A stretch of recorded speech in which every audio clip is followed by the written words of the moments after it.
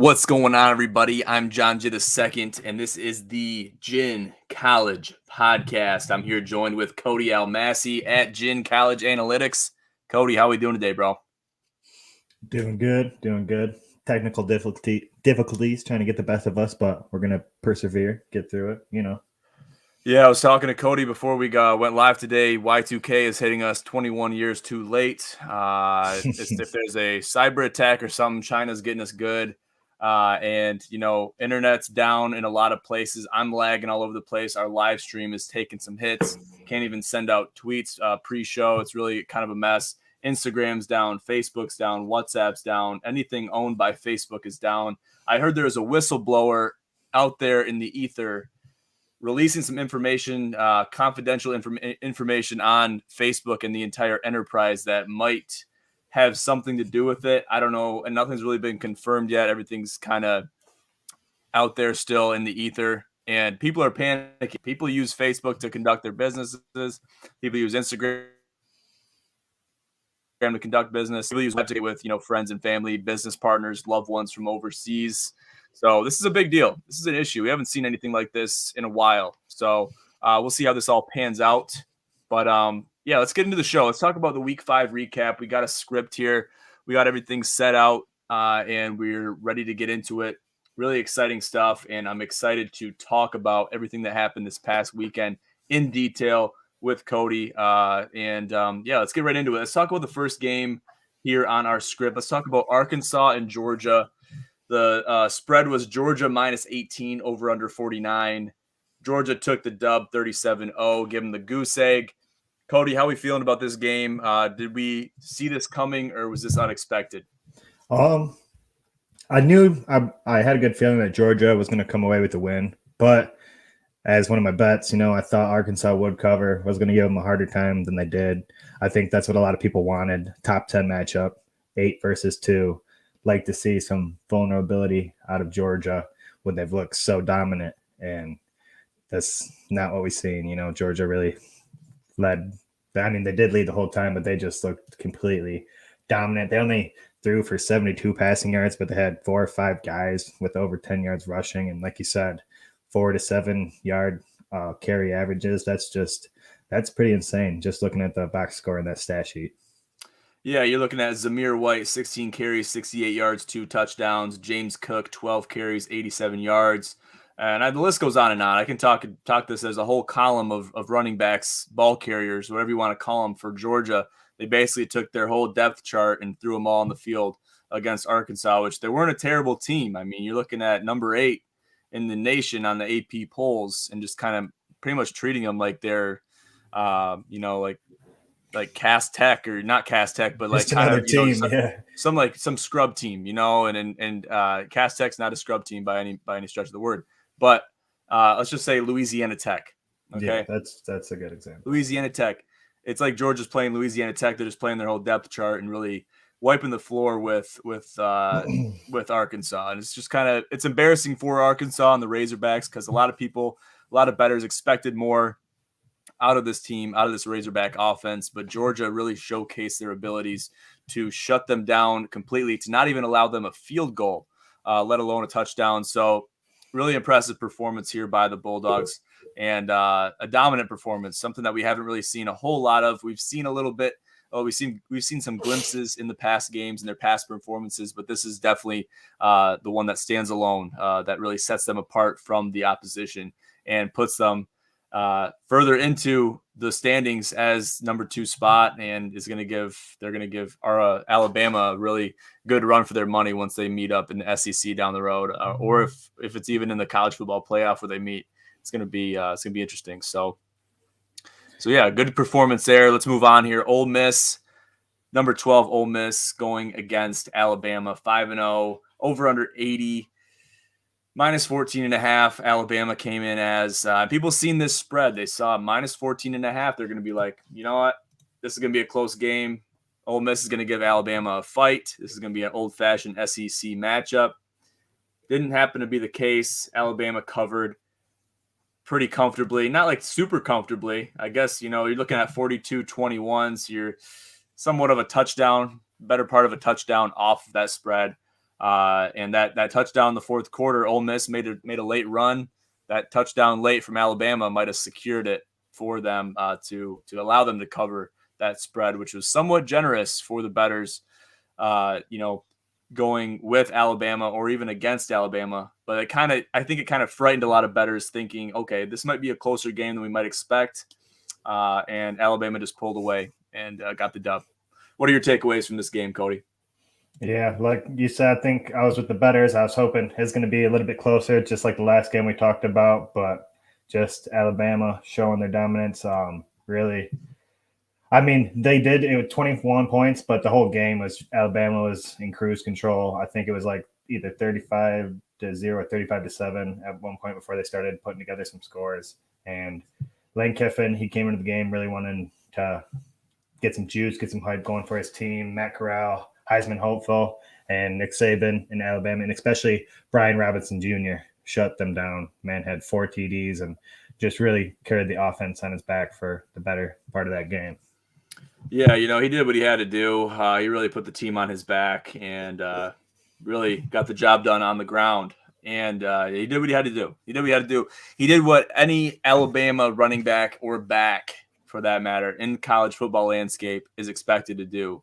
Especially you're playing for the Crimson Tide, you're held to a higher standard than pretty much every other team in the NCAA. For lack of a better word, and for I go out on a limb to avoid kissing too much ass here on the Alabama side because I really, everyone wants to see Alabama lose. Unless you went to Alabama or if you just love Nick Saban for whatever reason, you want to see Alabama lose. You always see them at the top 2 spots. Usually it's the one. Usually it's the number 1 spot year after year.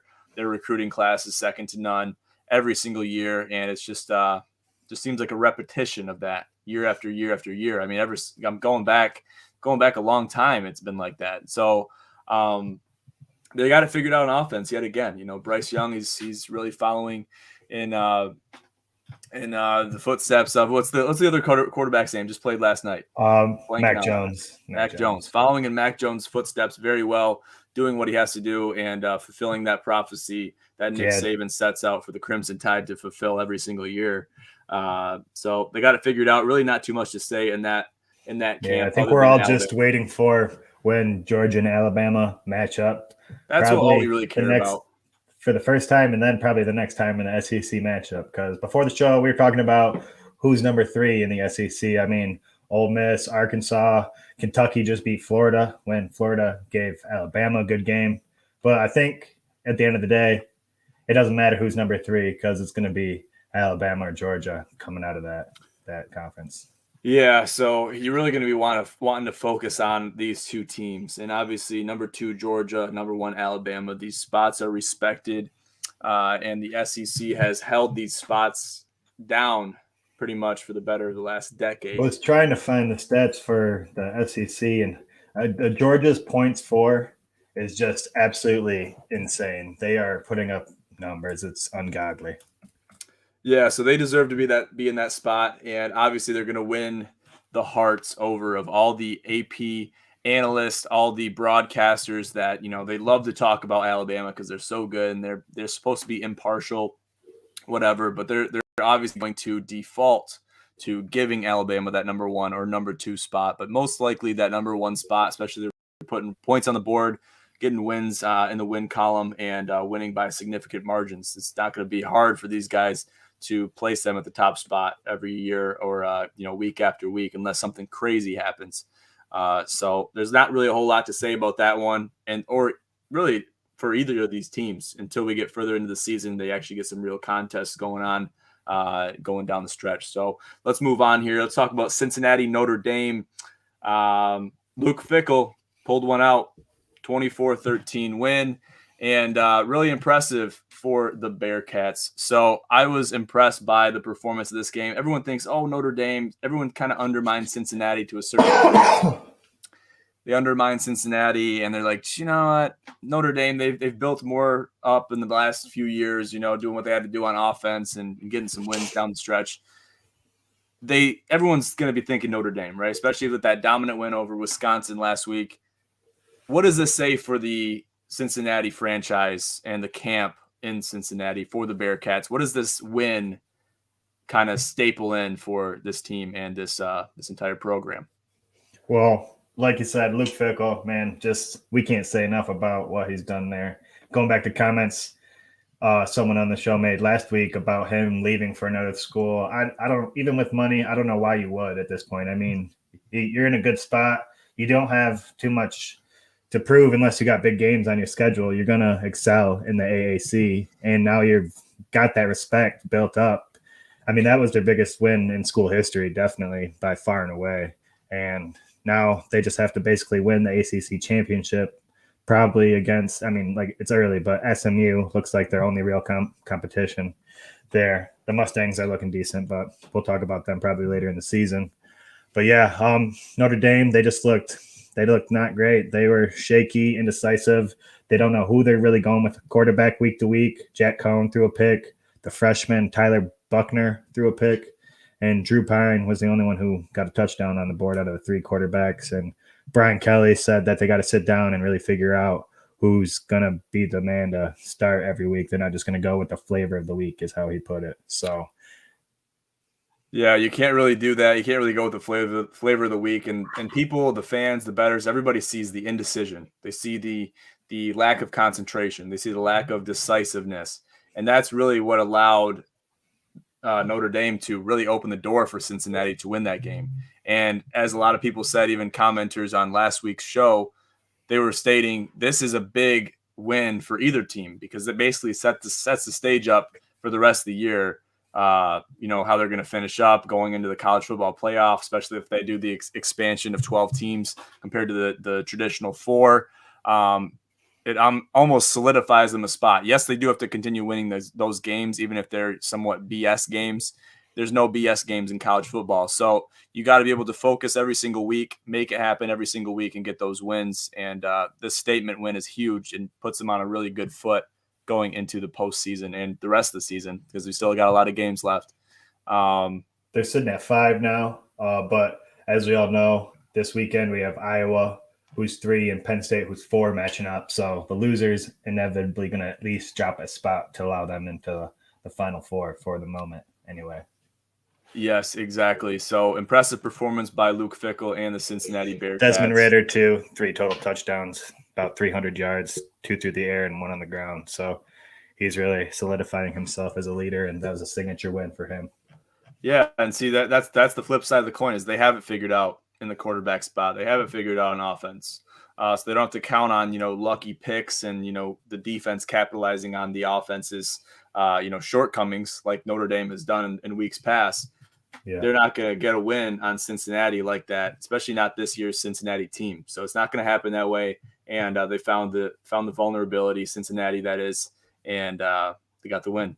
Big statement win for the franchise, and call it a franchise like I'm talking about NFL. Yeah, I always do that too. I like when I'm writing the stats, I want to say franchise history instead of school. Yeah, history. But you got to treat it like a franchise though, even though it is generating income. It is generating income. At the end of the day, it's not paying those players or it's not, whatever, but that's a big money maker for the university. So in a big way, that's a franchise to me. Yeah.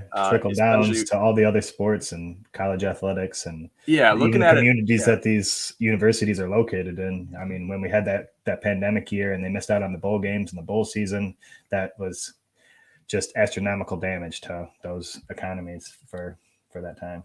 Of course. So, I guess I can explain myself, but I fully believe that is a franchise mindset, being a college football team, especially a D1 college football team. It's a big money maker for the university. So, but we'll call it a program for the sake of this show. Let's move on here. Let's talk about Michigan, Wisconsin. So the Badgers were at home going against the Wolverines, and I picked Michigan to win this in an underdog win. And obviously, we didn't really see this coming. I guess the bookies didn't see this coming either, but I saw some holes. I saw holes in this Wisconsin offense last week, and I knew that they were going to be beat.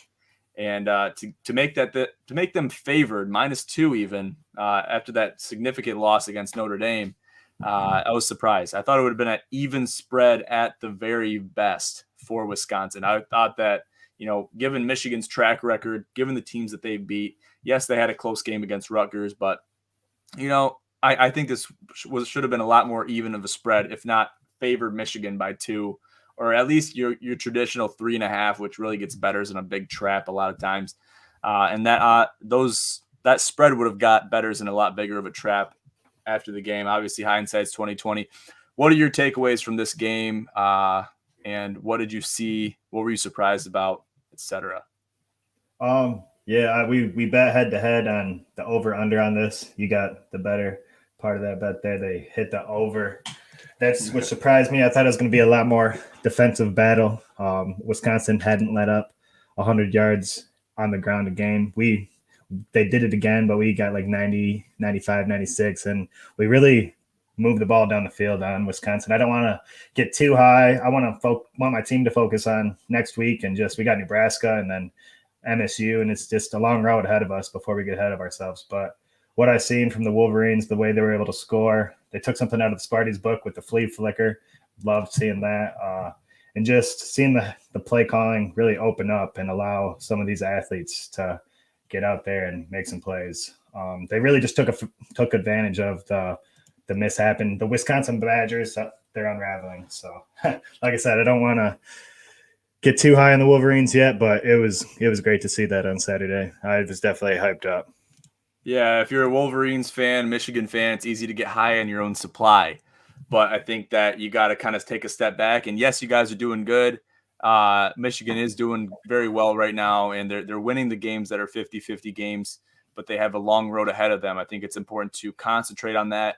And I think it's even more important for the players to concentrate on that, and for the coaches to emphasize that in locker room meetings, in film, in practice, things like that. They have to emphasize those things and really ingrain that into their heads, because if they get too ahead of themselves, they're going to make mistakes. They're going to find vulnerabilities within themselves, and they might just find themselves in a game or a matchup that they're just in over their heads. And that's the last thing they want to do, especially with their season starting off 5-0 right here. So let's hope they focus and keep it up going. Still haven't turned the ball up. Well, we turned the ball over one time all year, but it was our third string quarterback, Texas Tech transfer, Alan Bowman. He threw one pass. He's only thrown one pass all season, and he threw it right to the Wisconsin defense. But the first two quarterbacks, Cade McNamara, he looked good and efficient as the leader. And then J.J. McCarthy, he had one toss for a touchdown, 56 yards, an absolute dime. So you love to see that. And then he quarterback snuck one in from 1 yard out, and just watching him get up off of the huddle, pull his lineman up, and just be so pumped about coming in for a 1 yard sneak. You love to see that from your backup and your heir apparent. Yeah, 100%. And the Wolverines, they need to be versatile on offense. They need to have people that can play positions where maybe they're not used to playing positions, whether it's a slot, whether it's a running back, halfback, fullback. You need to have depth in the quarterback position. You never know when you're going to need two of them.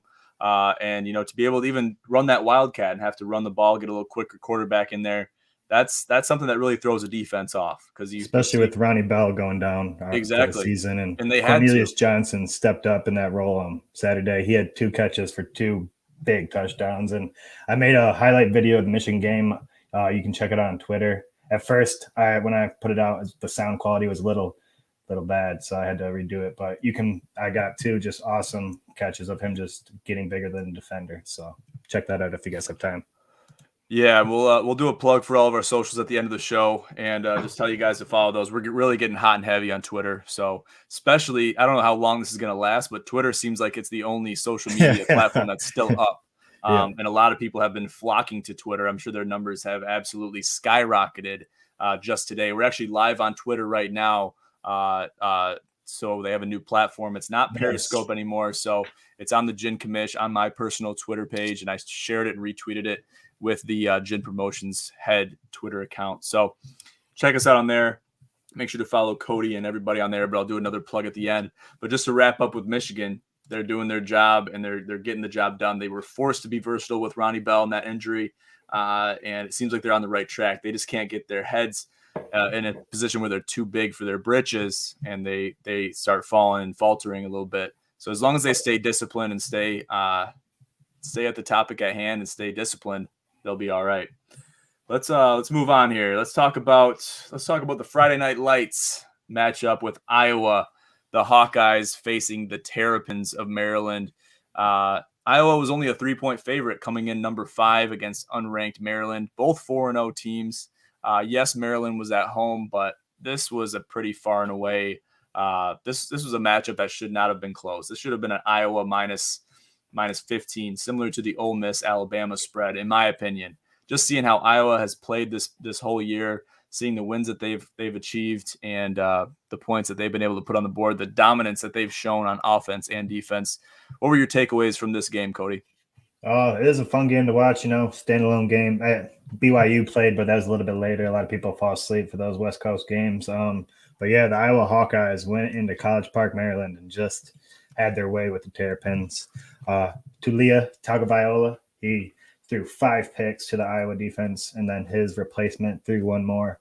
And that was 6 different Hawkeyes getting the 6 interceptions, which is – I was going to check the shout-out, a player that had multiple, but 6 different Hawkeyes, and that's just team defense right there, and shows the pressure that they were putting on the passers. And, yeah, Spencer Petras, he looked great. I think he got his stats here. Yeah, he was 21 for 30, 259 yards, and 3 touchdowns. So he was throwing the ball with authority. I made a quick highlight video of that one as well, so check that out. Yeah, what do you got about this injury here? Yeah, that injury was pretty bad. I don't know if you got a chance to see that. Did you watch that video? I did not see the leg injury. Make sure you got a doggy bag next to you if you're gonna watch that one. That one's pretty bad, and it added insult to injury because it was early in the second quarter. It was a kick return, and let's see who the guy was here. Feel bad even saying his name because it's so sad to see that happen and add insult to injury. What happened after that to follow? Dante Demas Jr. carried off the field with a gruesome leg injury while returning a kickoff early in the second quarter. This then resulted in a fumble recovery by Iowa where they completed a short 8-yard touchdown pass. And that pretty much added to the Iowa lead. And because he wound up fumbling the ball for, right there by his own end zone.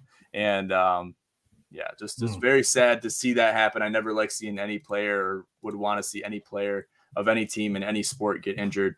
But this was a dominant performance by Iowa and the Hawkeyes, basically, really, to say the least. And in an away performance.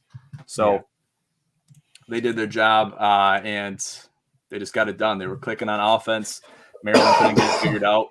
I think they were pissed. Vegas only gave them 3 points. Yeah.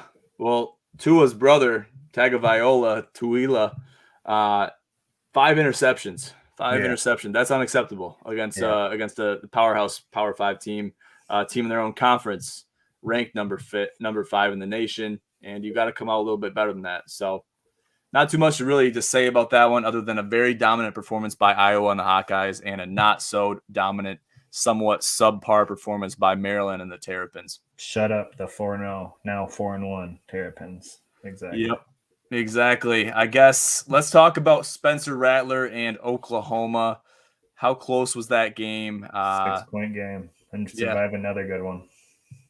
Yeah, so they looked good though. Yeah, no, they had to get the job done, and going against Kansas State, unranked, they had to win that game. They had to win that game on the road. It was a close game. Kansas State was putting up some points. They were finding holes in the Oklahoma offense, and finding holes in the defense too. So they were really getting to Spencer Rattler and the entire offense. They were finding the kryptonite that you need to find to defeat a top 10 team like Oklahoma. And I feel like Oklahoma's days are numbered when it comes to a loss. I feel like they are on the fence and they just need to have a team break that barrier and they will win against. They got Oklahoma. Texas this weekend, so it very well close. Could be soon. Yeah. These games have been too close with Oklahoma, so we'll see what happens. Don't want to see them lose. Then let's talk about UCLA. They fall to unranked Arizona State after a stellar defensive performance by Arizona State and a terrible offensive performance by UCLA, especially in the second half. I threw a good amount of money live betting this game on UCLA going into the second half, going into halftime, and we just couldn't get it figured out. And it was just absolutely terrible. It was hard to watch. It was brutal. I was throwing my remote. It was bad. It wasn't a sight to be seen. And I don't know if I just have bad luck live betting this year or what it is, but it's just a mess. And I am not proud to say that. but it is what DTR, it is. UCLA's quarterback, he almost had 100 on the ground as well as 235 to the air. But and I was screaming at my TV. Out. He had to figure it out because his team wouldn't allow him to. His linemen weren't blocking. His wide receivers were running their routes. They're rounding their routes, not running them, swiftly, not running them, by planting your foot and then jagging, across the middle if you're doing a cross or a post or whatever. They just weren't figuring it out. And Arizona State was covering him on defense, but a quarterback can only do so much. He can only put his team on his back so much for so long before he just succumbs to that. Yeah, he's been making plays all season, but he's also took some shots because of that offensive line, and it's going to catch up to you. The Pac-12 is starting to kind of eat itself alive over there. Oregon goes down to Stanford, Yeah. It's just the number 3 Ducks go down to Stanford. I mean, yeah, it really just, it's hard to tell some of these days. I picked Oregon to cover by 8 points, and I thought they were going to do more, and they let me down. Yeah, a lot of teams let me down this week. There were some that really, they're just really embarrassing. I got some bones to pick with some teams in the NFL too, so I might even go live or talk about that somewhere else, whether it's the GSN podcast or whatever. I'll talk about it somewhere else. But there's teams that let us down. At least give us your best foot forward. Give us your best effort. If you're not doing that, if it's not appearing to the viewers that you're giving your best foot forward, then there's a problem there. So we gotta figure that out, and I don't know. There's a lot of restructuring that has to do, but it makes it very hard, if not impossible, for the bettors and the viewers to really predict these games if this is happening. But so Oregon, like I just mentioned, number 3 goes down. Number 10, Florida loses to Kentucky. Number 15, Texas A&M. They also fall again to Mississippi State, right? Yeah, and they covered Fresno. They take an L to Hawaii, who UCLA beat, and Fresno beat UCLA. State, the Pac-12 is crazy. It's all just collapsing upon itself over there. Yeah, it's a mess.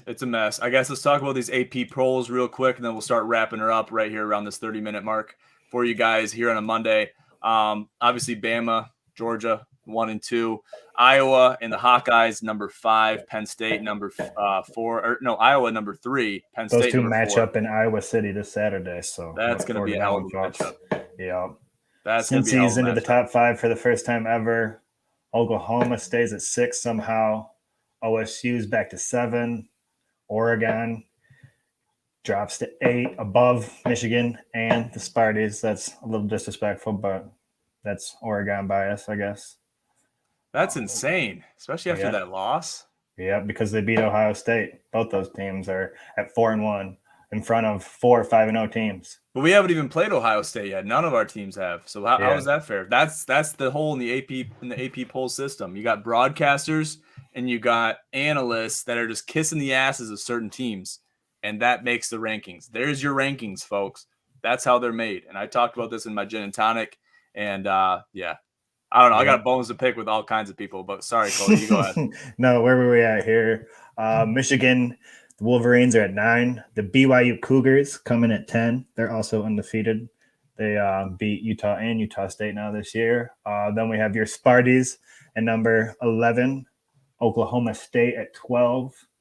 Arkansas falls to 13. I think they should have dropped a little more than that after getting smoked. 14 is going to be Notre Dame at 4-1. And you can take over for a second at 15. It's Coastal. Yeah. So 15, Coastal Carolina after smoking ULM. And that was kind of hard to watch. Ken, who's Ken? Kentucky. So Kentucky, 5-0, 16th. You got teams that are 4-1 at 7. That's Ohio State. That's just the bias, with these certain teams and what they've done in the past. These odds and these AP polls, and this is the last I'm going to say about this for this show. I'm going to have a bone to pick probably. I can go live whenever I want. I might just have a whole show on AP polls. But that's where the bias is completely subjective, not objective, because they're taking certain things that have happened in the past and in previous years, previous seasons, and they're making that and taking that into the current seasons and making those rankings according to what happened before. So that's not correct. Kentucky being 5-0, they should at least be top 10 or lower than that. Then you got Mississippi at is that Mississippi or Mississippi State? That's Ole Miss. Ole Miss. Ole Miss, number 17. Then you got Auburn at 18 at 4-1. Wake Forest 5-0. They should also be higher up. Then you got Definitely. Florida and the Gators at 3-2. Got them at the 20th spot. Got Texas at 21 at 3-2. And these teams that are 3-2, they should be thankful. They should not even. Yeah, they shouldn't be thankful they're in the top 25 because they shouldn't be. That's their bias holding them in the top 25 right there. Then you got Arizona State at 22. They switched spots slightly with UCLA. I think they were 20th. They got kicked out. Obviously, there's no bias going to help them out. Then you got NC State at 23. I think that's appropriate. SMU at 5-0 at 24. I should put them. They should be at least 15, 16. If you're 15, if you're 5-0, you should be no higher than 15th. There's no way a 3-2 team should ever be in front of you. No way. I don't care what kind of bias or what kind of whatever you got handing you out to or holding you on in the top 25. As we get closer to the actual college football playoffs, we want to put together our own little Gin College top 25. We should put our Gin College polls and our poll rankings. Now that we're starting to get almost halfway through the season, I think we could make some very appropriate ones. We can go across the board, see a lot of similarities, maybe pick apart our differences. And I think that would be a good opportunity for a show, maybe even a Monday show. Do a very brief recap on what happened that previous week and just go right into the polls. I think that would be good and a good little twist on the show for the viewers. And then wrapping up the 25th spot, Sandy. Is that South Dakota State? San Diego State. San Diego State. Aztecs. SDSU. Aztecs. Is Brady Hoke still the coach over there? Oh, my God. I hope he is. That guy, he is such a character. I just love how the headset is everything. Just no headset. It's like he's coaching high school football. Actually, no, high school football, they wear headsets. It's like he's coaching what am I trying to think of? Pop Warner. Yeah. Like youth tackle. That's what I'm thinking. Yeah. He's coaching youth tackle, just screaming at the players, and that's all he's got. He doesn't have anyone upstairs. But this guy probably could have all the headsets he wants. He could probably destroy 5 headsets if he wanted throughout a game. But he's just so chill. Doesn't even wear a headset. It's a sight to be seen. I might just look up some Brady Hoke Michigan highlights here after the show, just for my own amusement. But yeah, 11-1 one year. Nobody's done that in a minute. I know. It's just the staircase dropped quickly. That is true. All right, let's wrap it up here with talking about our bets. So I took Mississippi State +7. That hit. Michigan, Wisconsin over 43.5. I had to jump on it. Had to jump on that over just in case it hit. Cody was looking for that 17-10 under, that 27 maximum. Then UCLA money line screwed me over against Arizona State. Terrible, piss poor performance. I'll probably never bet them again. Then UL Monroe +34.5 against Coastal Carolina. That didn't hit. Coastal Carolina put on a clinic offensively and also defensively and really destroyed that spread. And then Michigan State, Western Kentucky under 66. I expected the rain. I expected the wetness. And I expected these teams to travel on the ground instead of through the air. What was the final on that one? It was like 48-31, I think. So we didn't actually get rain. I actually went to that game.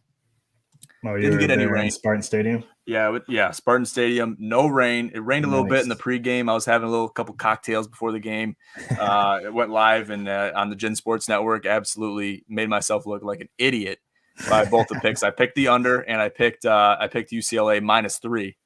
And both of those didn't hit. I think I got to run around the block in a tutu now. Both Seth and I got to, so I'll probably just order 2 of them on Amazon when I look those up. But yeah, I got 2 wins, so I went 2-3 this week. Puts me at 4-5. Cody, I'll let you cover your bets. Yeah, I'm coming in at 2-7 after two awful weeks. Oregon, I'm convinced I'm done betting on games in the Pac-12 for the rest of the year. I thought that was a lock. Arkansas, they let me down a little bit. Georgia just showed its dominance. Kirby Smart's got a good team this year. So I talked about that in our very first episode, but I just picked Clemson at that time to win. But they're looking good. This might be the year that they put it together. Louisville, they were scaring me. I was watching this. If it wasn't for them, I would have got blanked for the weekend, but they pulled it within 3 and gave Wake Forest a scare. Wake Forest is looking really good down there in the ACC. So they're a serious threat. They're a serious threat. Even a team like QB, Clemson, I think, is like getting some Heisman love. I think if I just read a headline, right? They were talking about Chris Olave, and then his name escapes me at the moment, but that boy from Wake Forest playing QB, he's got it cooking. And then another lesson I learned: don't emotionally pick the under of a Michigan-Wisconsin game when John takes the over. That came back to bite me. But I'll take 38 for my Wolverines. Putting that up, that was. Oh yeah, you'll take that win for the win column for Michigan, but that's where that saying comes in.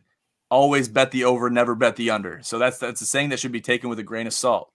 If you see a 79.5 or an 80 or anything over 80, you got to be seriously considering the under, because at the end of the day, we want to win money. We don't want to lose bets.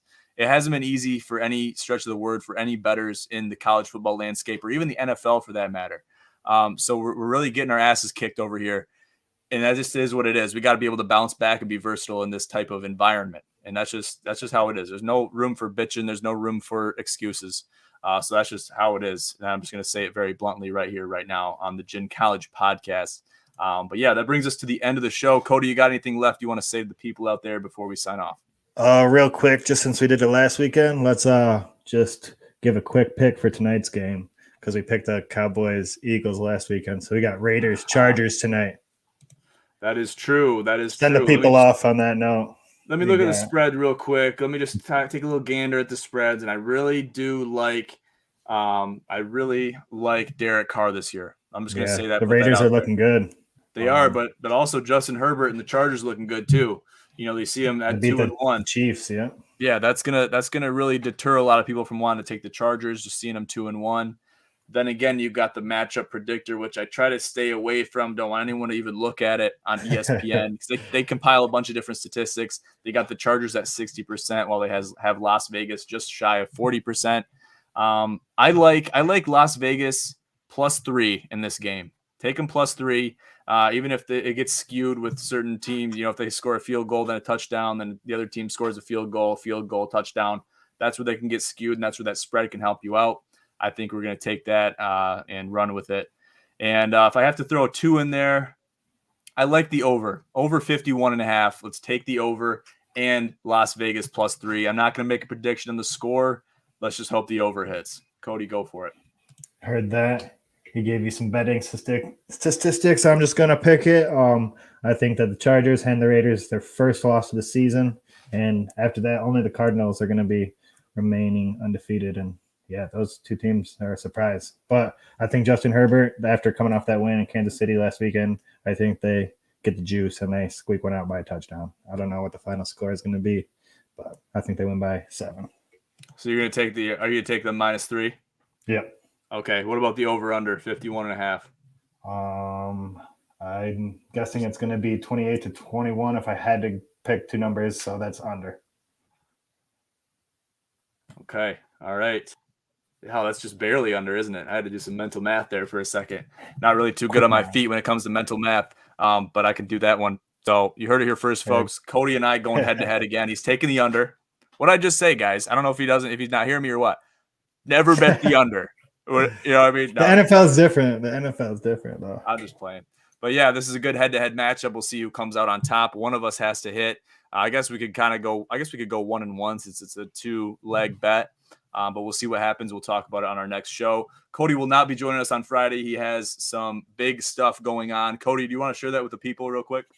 Yep, getting married this weekend, guys, up in Copper Harbor, Michigan, damn near 400 miles away from my hometown of Saginaw. So packing it up on Wednesday and heading that way. But I'll be sending you guys clips and predictions and stats and analysis when I can. So be looking forward to it. And I know John's going to kill it by himself. He's been doing it forever, and yeah, he's got it. Yes, sir. So, guys, make sure to reach out to Cody and tell him congratulations for getting married, getting hitched this weekend. Really exciting stuff.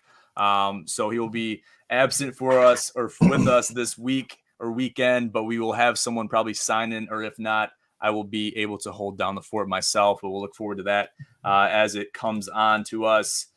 So we're really excited for this weekend too. A lot of big stuff, a lot of big games. But there's a lot of podcasts, a lot of things to be looking forward to for the rest of this week.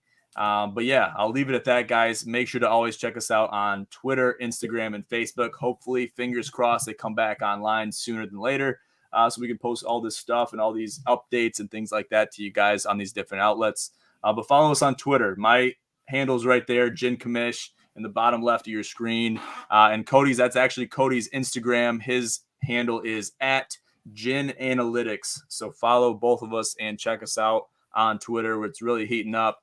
getting hot and heavy on Twitter. We're putting a lot of effort and emphasis into these Twitter handles.